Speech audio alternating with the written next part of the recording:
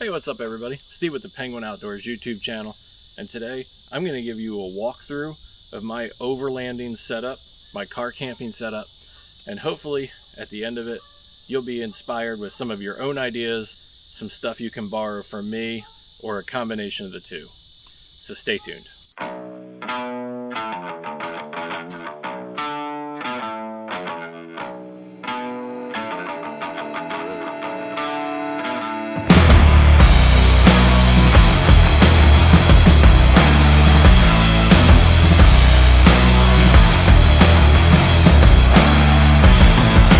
I'm going to break the video down into a couple of parts. The first thing I'm going to talk about is the vehicle itself, what it is, why I chose it, and then we'll go through the different components, sleeping, how I prepare meals, off-grid power, how I deal with weather, all kinds of different stuff. And I've actually never chaptered any of my videos, I don't think, to this point, but this might be the first one that I try that out with.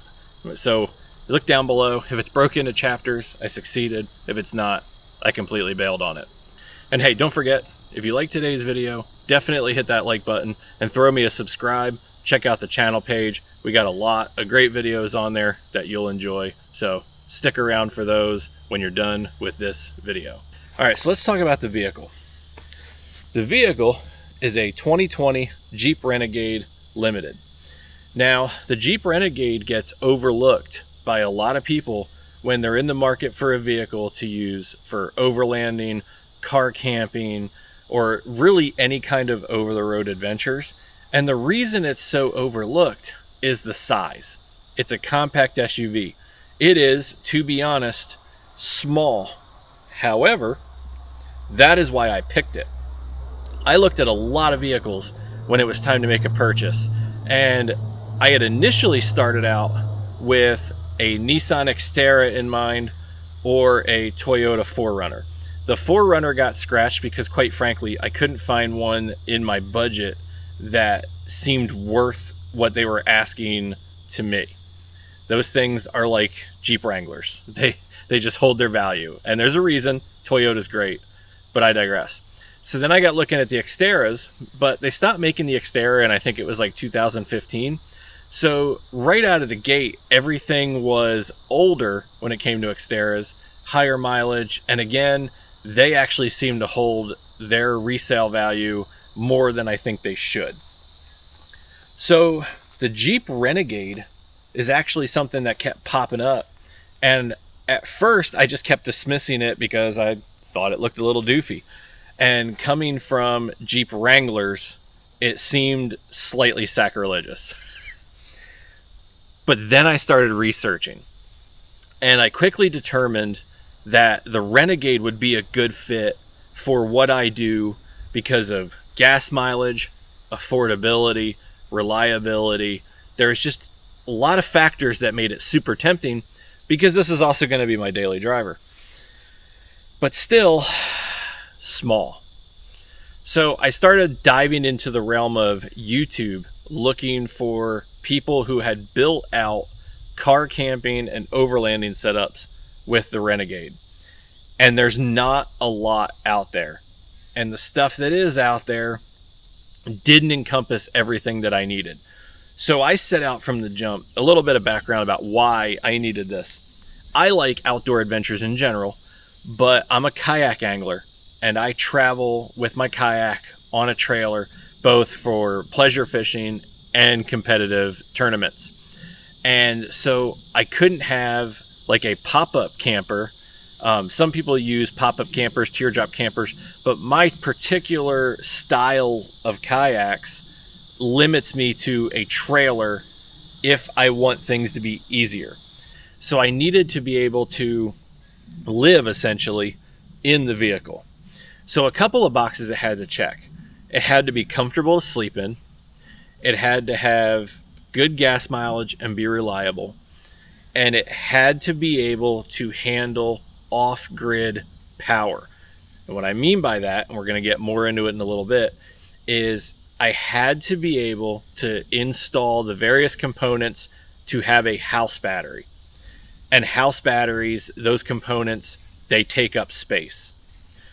So nobody, and I mean nobody, that I could find was doing that with a Jeep Renegade because the space is just so limited. So I went to a couple of different dealerships and looked at Jeep Renegades in person and started trying to map out my thought process for how I could make this work. And I came up with a plan and I executed it. So let me give you a quick tour of the vehicle and then we'll dive into it more.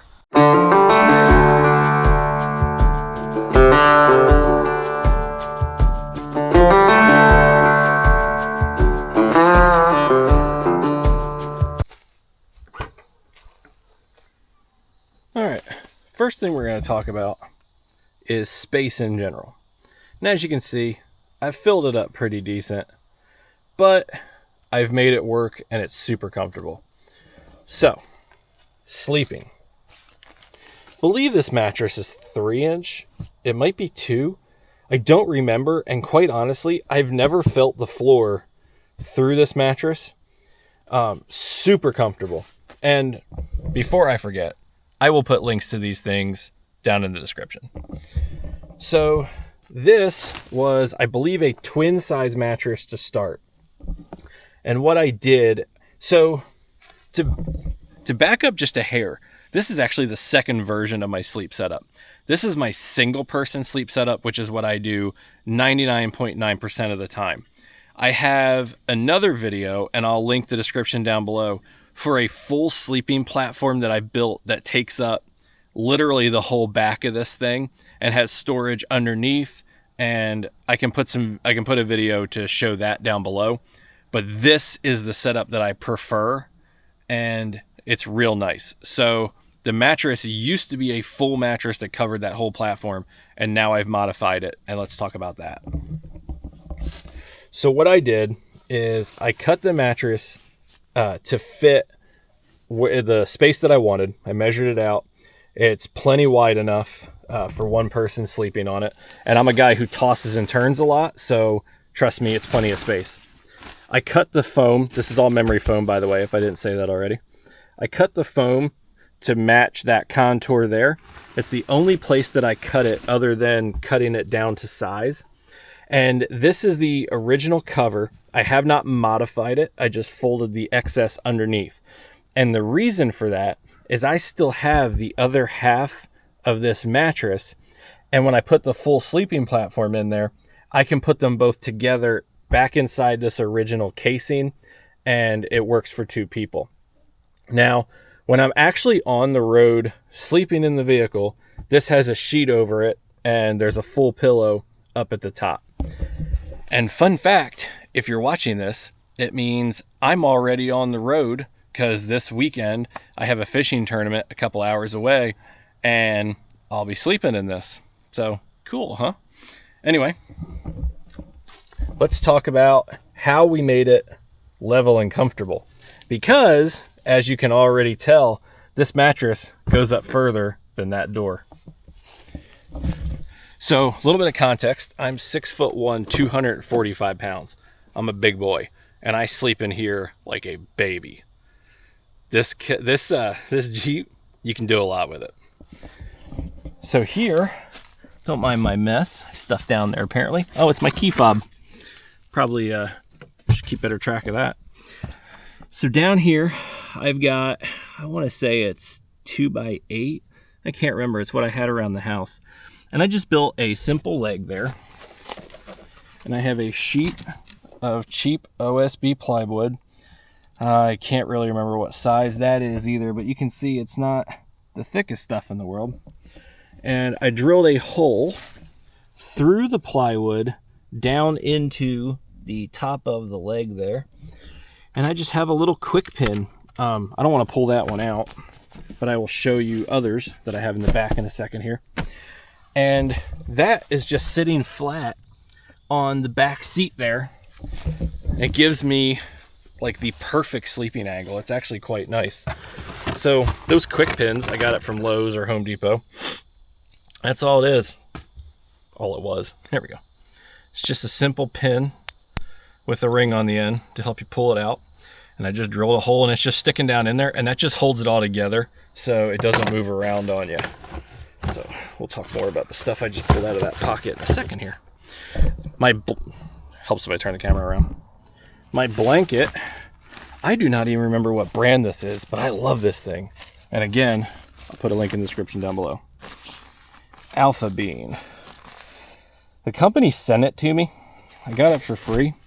And I have used it when it's hot and I've used it when it's cold, and it has been perfect for both. I would say that this blanket is perfect for just about anything except for like straight up winter camping, and I have heavier sleeping bags for that. While we're on the bed, let's talk about comfort while sleeping, because the mattress is extremely comfortable, but it takes more than just a mattress, okay? You need air movement. Okay, so back here in the pocket next to the bed, I have this little blue bag. This is a bag made by Gorilla Grip, and it came pretty cheap for like a big package of different sized ones. I use for a variety of things in this camping setup. This is part of how I stay cool at night. It's also how I keep the bugs out. So these little window socks, I got a pair of these off Amazon for only a couple of bucks. And again, link in the description down below. And what these do is they slip over the door so that you can have the windows down and not get any bugs in. It's a magical product.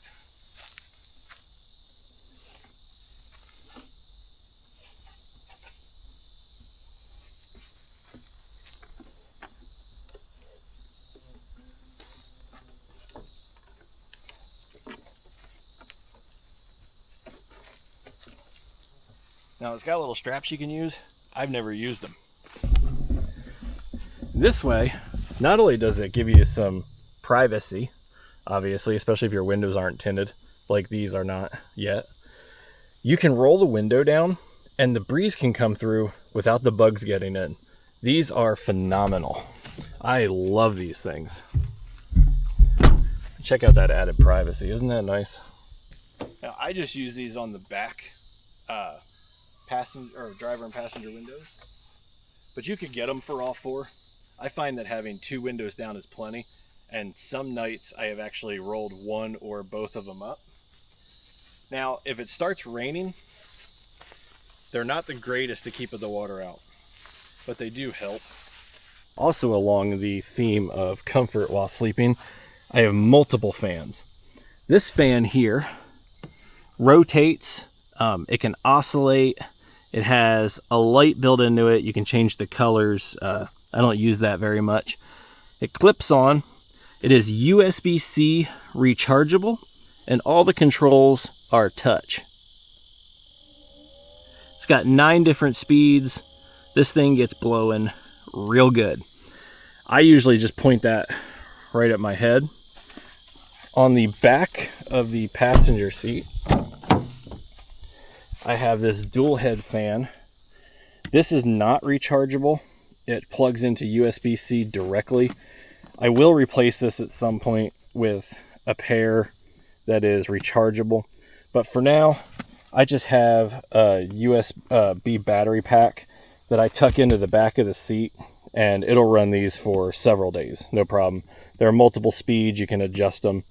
Usually those, again, pointed at me. Got a little camping lantern there. Camping lantern is also rechargeable. There's a theme here with that. Move this out of the way. I took it down to show it to you in a minute here. All right, this fan here is another behemoth. This also has a light built into it. Again, I don't use that often. I just go with the fan. Having these two fans across from each other with their intake towards the windows makes a big difference with staying cool in here. I have slept in this car when it is 100 degrees outside comfortably. And that's saying something when I say comfortably, because I don't like to be hot when I sleep, and I have to wear a CPAP. Yay! As of a couple months ago. So being cool is important, especially when your face is covered. I'm a mouth breather, so I have to wear like the whole Top Gun thing. I can't get away with the smaller profile ones. Now, let's talk about power. That's what everybody's here for, right? That's probably what 99% of the people searching for this video are here for. And I brought up the CPAP. And if you're off the grid, running stuff like a CPAP, a fridge, etc., gets difficult. But not in my Jeep. In my Jeep, it's easy. So power is one of those check boxes I mentioned earlier. But under power was its own set of check boxes. So the power had to be full time. In other words, I wanted it in the vehicle all the time, out of the way, never have to think about it. 2, had to be automatic. I don't want to worry about having to charge it. I don't want to have to think about having to charge it. 3, it had to be able to go for days on end. Typically, I'm not out for more than 2 or 3 days when I go on these trips. But if I decide to be out for a week and a half, 2 weeks, I don't want to have to worry about whether my power needs are taken care of. The other requirement it had to check, well, actually 2, because I can't remember what I'm up to. Requirement 4? I think we're on 4. It had to be cost efficient. I'm a single dad. I know that I'm on YouTube and that probably makes me seem like really cool and famous, and I am. But there's a budget, and it wasn't a very big one. Which, usually you either spend a lot and get something great, or you don't spend much and get something horrible. I found a happy medium, and I can't wait to show it to you. The other box it had to check is it had to be reliable. It doesn't do me any good if my power system works fantastically 75% of the time, 50% of the time, 90% of the time. It has to work every time. Power is super important. It's powering my cameras. It powers my CPAP, powers my electric kettle, powers my fridge. It just, everything about this channel and the experience I bring to you when I'm on the road relies on power. So the first thing I'm going to do is show you how I accomplished this with such a small space. And for that, we need to pop up the floorboard.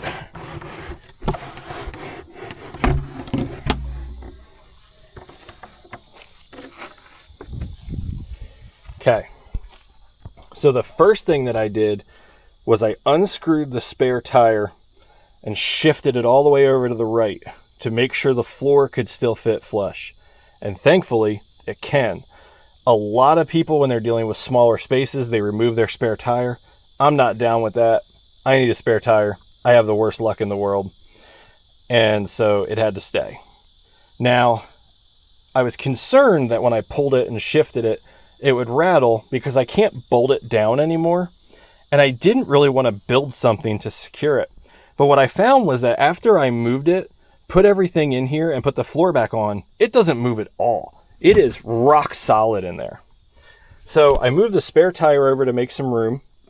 I put the things like the jack and emergency stands and all that under the tire, because originally the Renegade has these foam inserts on both sides that hold all your emergency tools, which is really great unless you need space. So I removed those, tucked everything underneath, stuck my jump pack there, both out of convenience and to help brace the spare tire. I have a package of miscellaneous chargers and solar hookups and things in here that I really don't necessarily have to carry anymore, but I still am for some reason. And then I have my tow cable sits down in here. Move those out of the way. All right, the battery. It's a Power Queen 12.8 volt, 100 amp hour. This is the newer one that is a Group 26, Group 24. Does it say on there? 24. It's Group 24. So I have the original full size 12.8 volt, 100 amp hour Power Queen in my kayak for my trolling motor. I've had it for a year and a half. Yeah, about a year and a half. I use it all the time, multiple days a week. It has been super reliable and solid. There is nothing bad I can say about the Power Queen batteries or the customer service. Absolutely phenomenal. And they're affordable. I think I paid, it was on sale, but I think I paid $240 for this one. Maybe. I don't know. Click the link in the description and you'll know for sure what I paid. But they're phenomenal batteries. And because it's a slightly smaller size, thank you Power Queen for that genius move, it fits in here perfectly. And it's just low enough that the floorboard fits in here without touching it. Which it could touch it, but I didn't want things rubbing, so I digress. Now, this is a bit of a mess. I haven't finished cleaning it up yet. I made it functional because I just installed all this not that long ago, and I've had other stuff going on. So let's break down how I'm charging and managing the battery. So actually, let's start even before that, how I mounted them. There is one company out there that I could find that makes molly panels, these steel molly panels, for the Jeep Renegade. And they appear to be out of business. They're not answering calls or emails. They don't respond on Facebook, and nothing they have is in stock. So I was tasked essentially with, do I build one? Do I try to find one? And these are actually molly panels intended for a Jeep Bronco. It might as well be a Jeep. That's what they copied. But the Ford Bronco, that's what this is made for. And I had to figure out how to mount it in the Renegade. So what I did, if you look on this side, there's this little SRS cap. When you pop that off, there's a bolt. And the bolt is recessed back in here. So the factory bolt is not long enough. But what I was able to do, sorry, I gotta pop my sunglasses off, I can't see. Can't see without them either because they're prescription, but I can see better. So I popped that cap off, went to Lowe's and found a nice long bolt that would fit there. And then I took the bracket, one of the brackets that came with the molly panel, bolted it there, and attached the molly panel there. Down here, it's gonna be tough to see, and better from the bottom here. I took off this fuse cover, and inside the fuse cover, there's a bolt that grounds the fuse panel.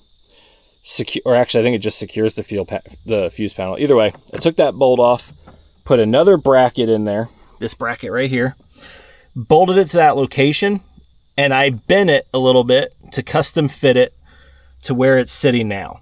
Now, to do that, I had to take off this hard pocket from this side, but it just pops out. So if I ever want to put it back to factory, I can, easy enough. That was another requirement that I didn't talk about a lot. I didn't want to drill a lot of holes, cut a lot of things. I wanted to leave this as factory as possible so that if I sell it, I'm not making a bunch of holes and stuff that the next owner is going to be like, what was this crazy guy doing? I did make a few, not many. So that's the lower mount point for this molly bracket or molly panel. That's the top one.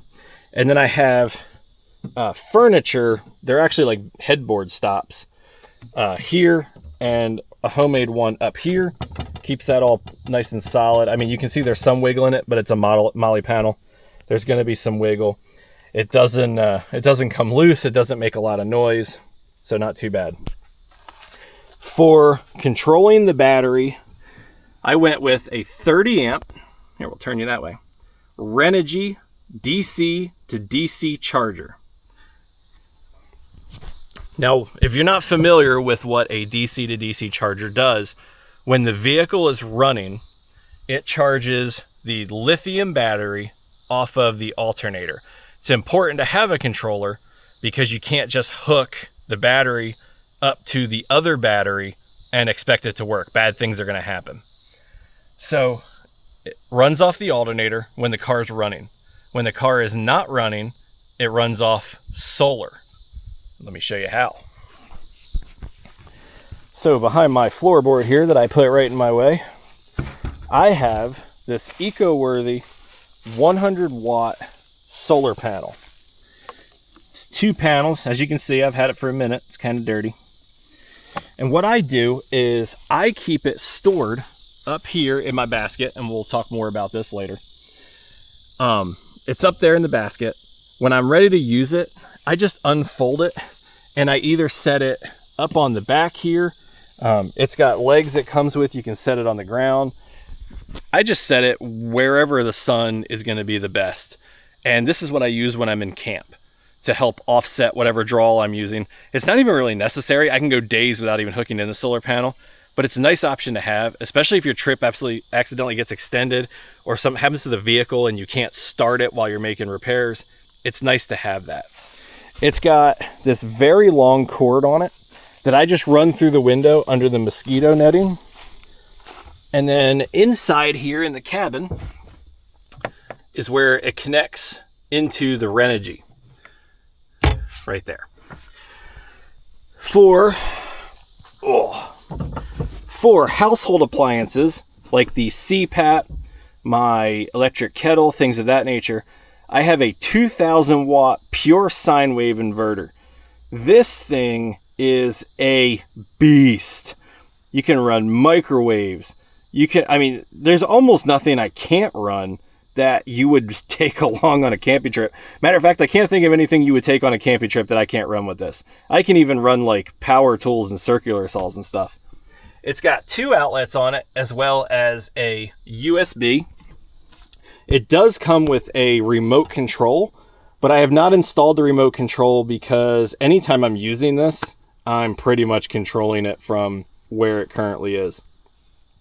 The only thing not shown, because it hasn't been delivered yet, it's coming tomorrow, and I had to film this video today to get it out to you in a timely fashion, is a USB hub.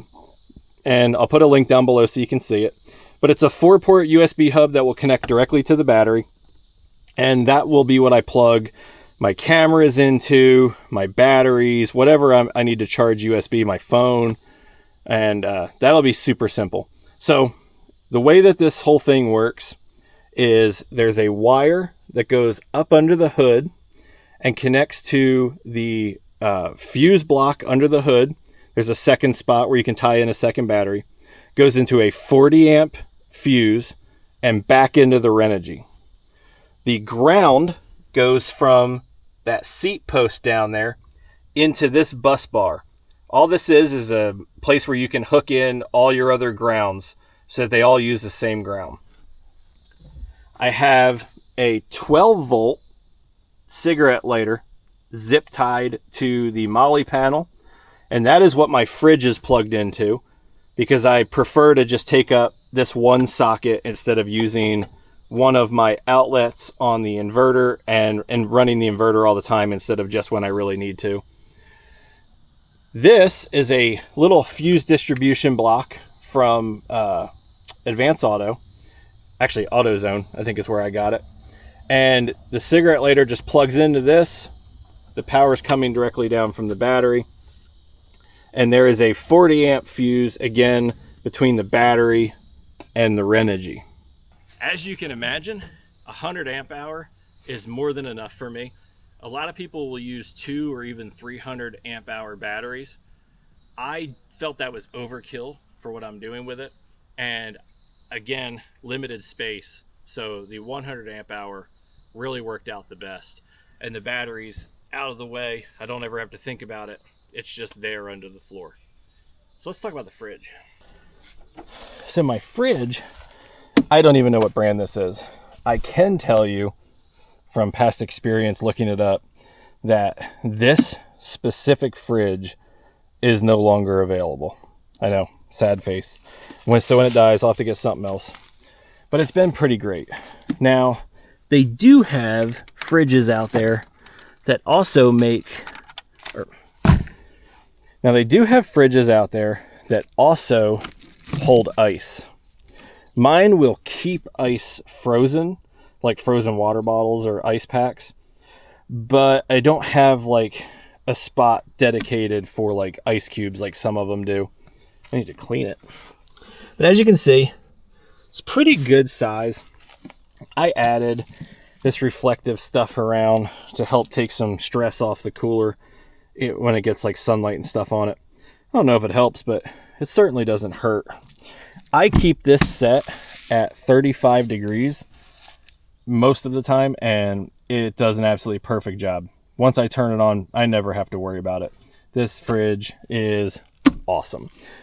So when I'm traveling, I'll usually have a bunch of frozen water bottles in there for when I'm out fishing and stuff, and to help keep things cold. I like simple meals, and a lot of the time I will make stuff ahead at home and vacuum seal it so that I can just warm it up.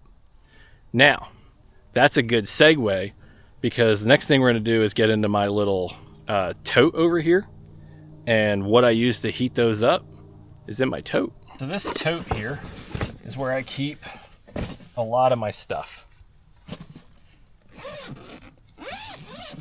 Now, I'm an outdoorsy kind of guy. I like to pee outdoors or in the available restrooms at campsites, but every now and then you have to pee in the car. It happens. You can use bottles, that's fine. Company offered to send me like 100 of these, so I just use those. This is where I'll also keep my flushable wipes when I'm on the road. I can't stand toilet paper. I know, TMI, but that's where I keep those. So inside here, I actually have a divider. And there's more dividers I could add. I just haven't.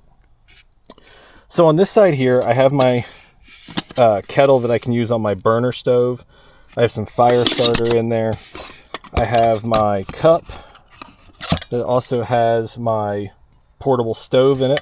Tiny little thing, packs up real nice. Absolutely love that stove. I use it camping, I use it on the kayak, I use it hunting, I use it everywhere. I have a second lantern with a carabiner that I can clip to my awning, which we'll talk about in a few minutes here. And this is a little espresso maker. You put hot water. It's a coffee maker essentially. They call it espresso, but you put coffee grounds and hot water in there. Pump the button a couple of times, and nice hot coffee comes out.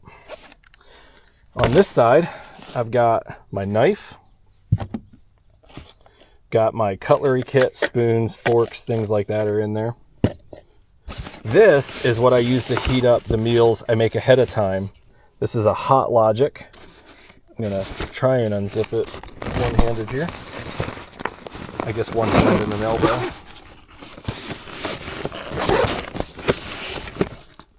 So you can use the disposable plastic containers. This one came with the Hot Logic. I just keep washing it. But I got like a ton of these from Sam's for like a couple of bucks. You can use glass containers. I put the vacuum seal pouches right in here. I've never had an issue. This thing plugs into the power inverter and just heats up my stuff. Like, you can literally put a dump meal in a vacuum seal bag or in one of these containers. It could be frozen solid. Put it in here, zip it up, plug it in, and go do whatever you're going to do. When you come back, your lunch is ready for you. This thing is absolutely awesome. A lot of truckers use these things.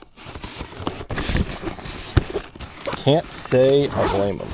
Okay, put that off to the side there. I've got a collapsible bowl. Got a seasoning kit. I'll actually open this because this is just cool. Elevate your game, people. If you ain't got one of these. Sorry, I broke my nail. If you ain't got one of these, you should. Pretty awesome. I like seasoning when I cook. Oh, sweat beads are all over me today. Another collapsible bowl that can be used for laundry, dishes, whatever. Got a kitchen towel. And then I've got 2 canisters of stove or fuel for my little mini stove that's in there. I've got a pot and a pan.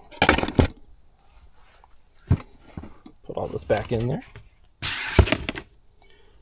Put it back in how I found it. All nice and neat. Can't remember if the seasoning was first or the bowl. I had a system. We've broken it. Hot Logic. What I really like about this container, other than the fact that it's just, stiff and secure, sorry, couldn't think of the word, is that you can adjust the compartments. It also has MOLLE on it. You can clip stuff. It's got the side pockets. There's a headlamp in that side pocket. So there's a lot that you can do with this. And it's the perfect size to just hang out next to the bed there. I have storage all over the vehicle as it was built into it. I have my awning stakes there if I need them. My screens for the windows are there. The quick pins are underneath of it. In this door, there's two bags here. This orange one is a reusable mesh trash bag like you get for river cleanups. I use those in the kayak a lot. I keep one in here for trash. This white one here is a shoe bag designed for putting your shoes in like the washer or the dryer. I hang both of those from my canopy so that, like, my canopy's right here. We're going to talk about that, I promise. I know I keep saying we'll talk about it in a minute. But when I'm sleeping in the vehicle, I exit and enter through this passenger side door. Because I enter and exit from the passenger side, that's why the awning is here. And it makes it real convenient to hang my shoes from the awning in the bag right outside of the cab where I can grab them. We'll talk more about the awning in a minute, I promise. There is storage in the door up here. I'm not currently using it for anything. I'm not using the front driver side for anything either. I can't remember if I have anything in this back passenger one. Nope, not yet. And then just because that's where I tossed them, my tools and ratchet straps are sitting there. I had them out, and the reason they're sitting there is I decided I only take the floor out of the back when I have to, just because I ran the wires down next to it, and even though everything fits nicely, I'm always afraid I'm going to snag or break a wire. And I told myself, well, I'm pulling the floor out tomorrow when I film, so I'll put them away then. And then I forgot that they were there. All right, let's move on to the outside of the vehicle, because I think, one more thing I wanted to show you. And it's not the ducks, I promise. I won't bore you. I won't bother you with my ducks. Up here, gotta move that key fob that I keep losing. This is the Renegade One Core. This is a monitor for the power system in the back. Tells me when I'm charging, what I'm charging at, battery level, all that stuff. And that is one of the few holes I drilled because I screwed it into the little space in between the vents there so it could be up in the front with me. All right, moving on to the outside of the vehicle. As promised, we'll talk about that in a second. See, you thought I was going to go straight to the awning, didn't you? So up here on the top, I have a cargo basket. This is a godsend for the Jeep Renegade because up until recently, I was cramming everything inside. So to that point, there's one more thing inside I have to show you, because I already alluded to the fact that I travel mostly for kayak fishing. So where do my fishing poles go? Well, I don't have a rod tube on the trailer or on the vehicle yet. I'm sure I will at some point. The rods, that's what these 3 bungee cords up here are. I also hang stuff from them when I'm sleeping and whatnot, but they just go up top there. Even my rods that are a little over 7 foot, I managed to get them in up over top of there when I'm driving down the road. But there's other stuff. There's all kinds of gear that you need when you're out fishing and camping. That's where the cargo carrier comes in handy. I have several dry bags that are duffel bags, real heavy duty stuff. So my camping chair goes up in top of here. My duffel with miscellaneous stuff I need at camp. Some campsites have power, like the one I'm going to this weekend. And instead of charging my kayak batteries off of the Jeep, I'll use the RV power. So I've got extension cords and adapters and outdoor outlets and hand saws, all kinds of stuff that I like to take to camp that I don't want to have to cram in the vehicle. I have a waterproof duffel for that. I have a waterproof duffel for my clothing, although I usually put the clothing in here on the floor in front of the passenger seat. I already mentioned my camping chair. I can put my jug of water up here. I carry like a 5-gallon water jug with me when I'm on the road. This thing has been awesome. And I'm going to add some universal crossbars to it for a kayak if I want to put a kayak on top of this. This is from Harbor Freight. It cost me literally like $101 after tax. And it is phenomenal. I'll tell you right now, you'll find other cargo racks that look exactly like that, that cost you double and triple. You know why? Because it's the same rack. It's just rebranded. Look at the instructions and stuff. Look at how it installs. Look at the hardware. They're all the same. That one used to say Harbor Freight. I took it off because I want you to subscribe to my channel. So if you didn't already get the hint, press the button. All right. I promised. Let's talk about the awning. Awning is new and probably be my favorite thing I've done to the Jeep so far, aside from the power. I get to use it for the first time on this camping trip, and I am so excited. They say it's super easy to set up. I haven't actually done it yet, so we're going to do it together. Now, it does come with lines and stakes to really secure it to the ground for wind and stuff, but there's no wind here. We're sheltered. I don't need it, so I'm not going to do that part, but let's pull it out.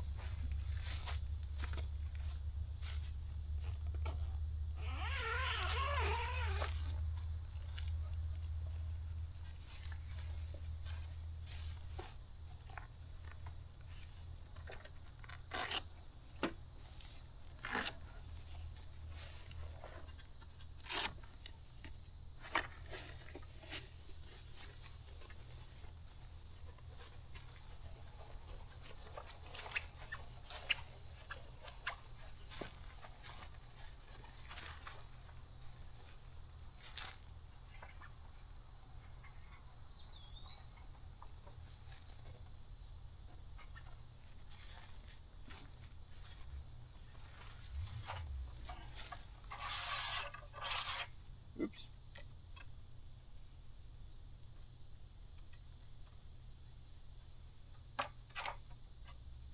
Apparently that'll come all the way out.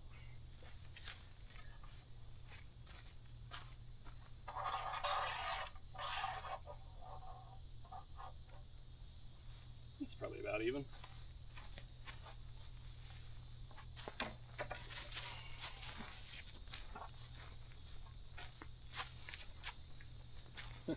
They say it's easier with two.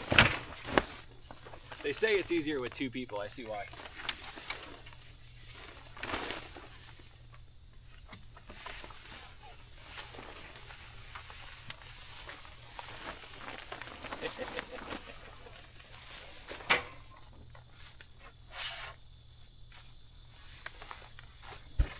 Oh, I get it. I see the difficulty here.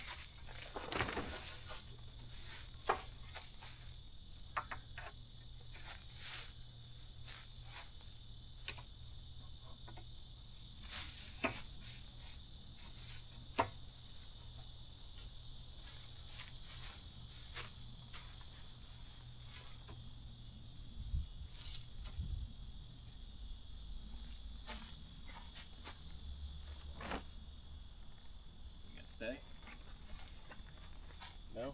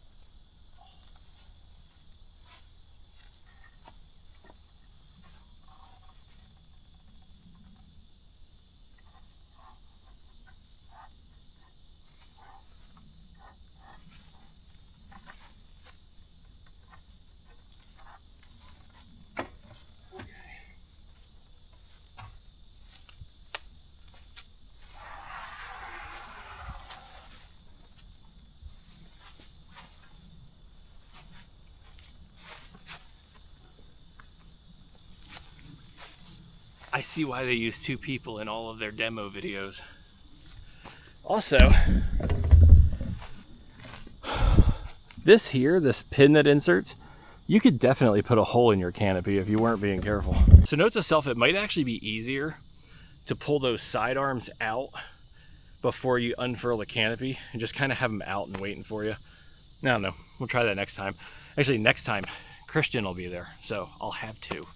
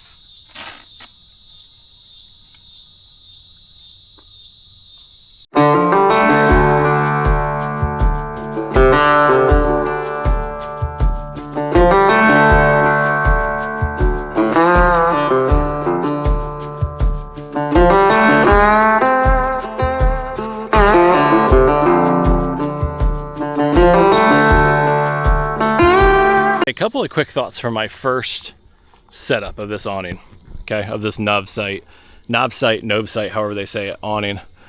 So if you notice, this track is solid all the way across. Well, it's not a track, it's a shelf, which is great for keeping those extension poles secure. But when I was trying to grab one out, it made it real difficult to get my hand on it. They should have put a couple of cuts along here to allow you to get your finger around that pole. But all in all, it wasn't that hard to set up. It's just awkward. I thought I'd be able to pull it out, stick the legs, and then I don't know what I thought would happen. For some reason, I thought it would be more stable without the side poles. I don't know why I thought that. But yeah, that was definitely a little awkward. I do like the tree pattern. I was actually kind of trying to find one that didn't have that when I was looking. That was by this brand, because this is what I wanted, but I do kind of like it.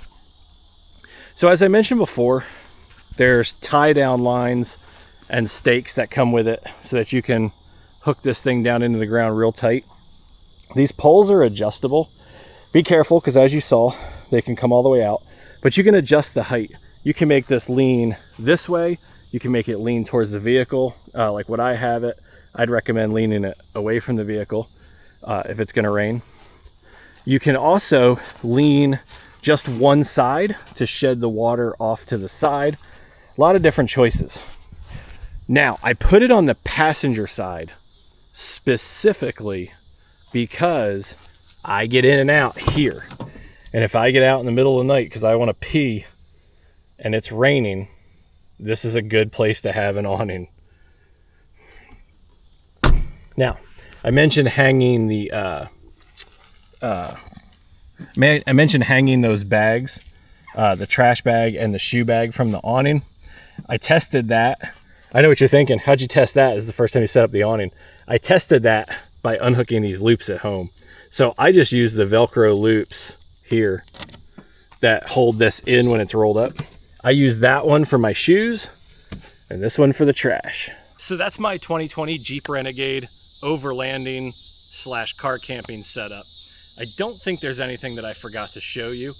I do want to mention though, this isn't a Trailhawk version, but I'll tell you right now, this Jeep can go a lot of places, and that's coming from an ex-Wrangler owner. This thing can go a lot of places. There's actually videos of guys with the non-Trailhawk editions like mine playing around in Moab. It's funny stuff. This really is a great platform, and with the 1.3 liter turbo engine, it tows like a dream. I mean, I have no complaints about this vehicle. I really do love it. That's a wrap, as they say. Don't forget to hit subscribe. Don't forget to leave me some comments down below, especially if you have questions. I will do my best to answer all of your questions about my setup, or possibly try to help you with your setup. Just drop a comment down below. Don't forget to check out the other videos on the channel, and I appreciate you guys tuning in and spending some time with me today. I'll see you in the next video.